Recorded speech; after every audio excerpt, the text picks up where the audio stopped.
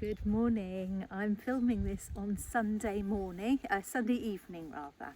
I'm dressed as a vicar, look. I'm outside, let me show you. Christchurch, Coed Payne. I'll show you the side view too.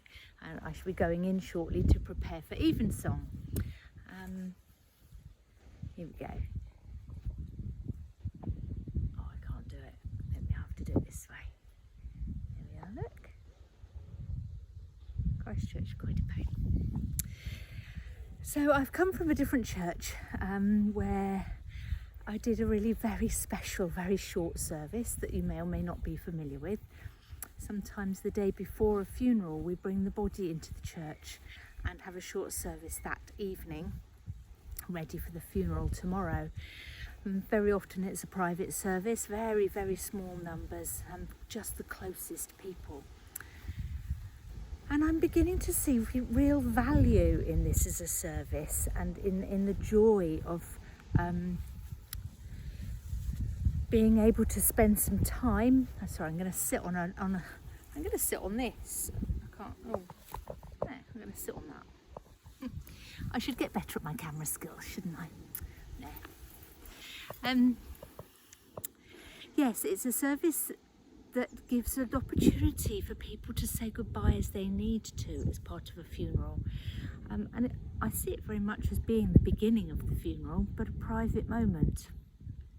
And what I'm watching and learning from people as I do a few of these is that when people have a chance to come in and be just that smaller number of very close loved ones, they can weep and they can shed their tears and be honest about the funeral and the loss of their loved one.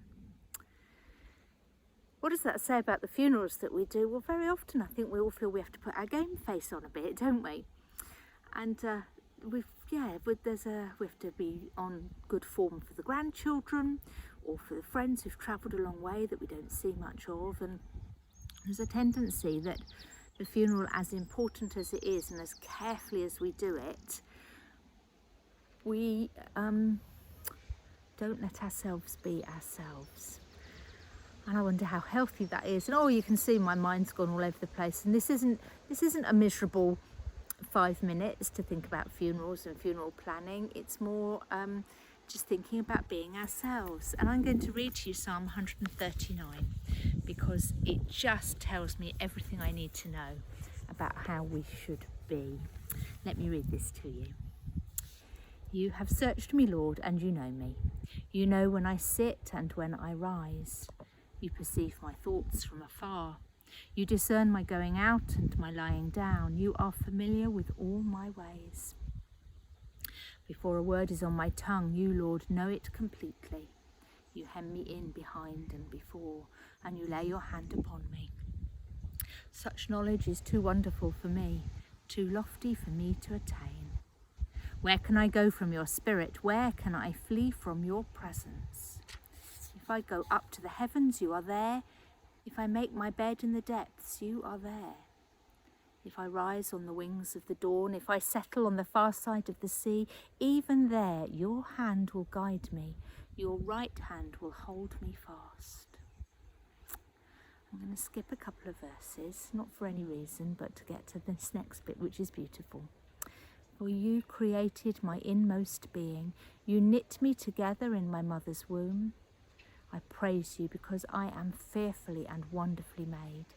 Your works are wonderful, I know that full well. My frame was not hidden from you when I was in the secret place, when I was woven together in the depths of the earth.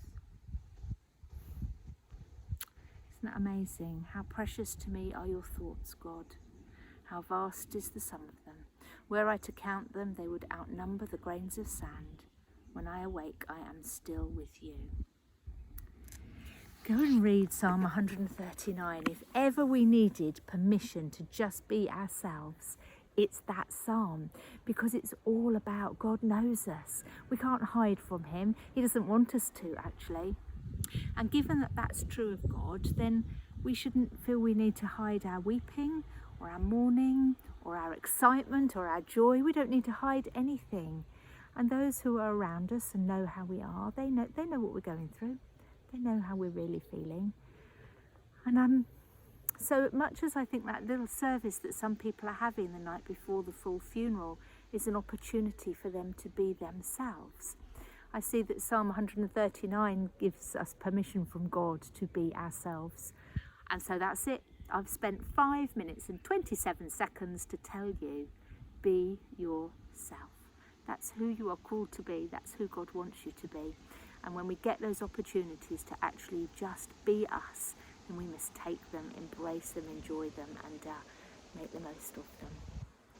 I hope that makes sense. I hope it didn't feel too gloomy. And it's getting breezy, isn't it? I'm going to go in and put my robes on and be ready to celebrate Evensong. Have a lovely Monday. I shall see you soon. Lots of love. God bless. Bye-bye.